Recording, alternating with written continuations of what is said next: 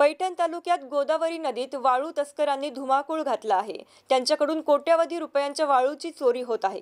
याला महसूल व पोलीस यंत्रणेमधील काही झारीतील शुक्राचार्यच जबाबदार असल्याची चर्चा पैठण तालुक्यात सुरू असून महसूल आणि पोलीस प्रशासन या शेकडो वाळू तस्करी करणाऱ्या वाहनापैकी एकाही वाहनावर कारवाई करण्याची हिंमत अधिकाऱ्यांमध्ये नसल्याचे बोलत आहेत।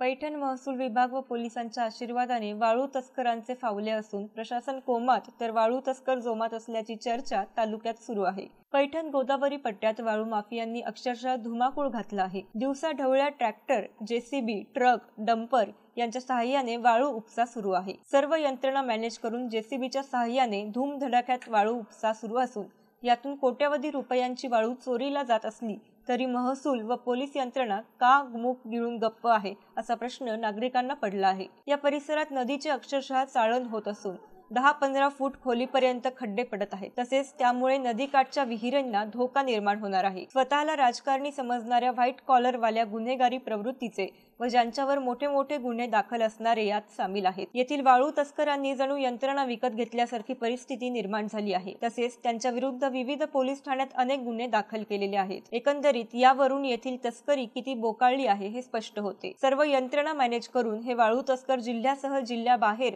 वाळू पोहोचवत आहेत। त्यामुळे जणू अधिकाऱ्यांनी गोदावरी नदीचा लिलाव केल्यासारखी परिस्थिती निर्माण झाली आहे। त्यामुळे वाळू तस्करांकडून मलिदा कोणाकोणाला मिळतो असे अनेक प्रश्न ग्रामस्थांकडून उपस्थित केले जात आहेत। या संदर्भात अनेक अग्रगण्य असलेल्या माध्यमात वृत्त प्रकाशित होऊन देखील महसूल आणि पोलीस प्रशासन याकडे शेकडो वाळू तस्करी करणाऱ्या वाहनापैकी एकाही वाहनावर कारवाई करण्याची हिंमत अधिकाऱ्यात नसल्याचंही बोललं जात आहे। सिद्धार्थ मगर, MCN न्यूज, पाचोड।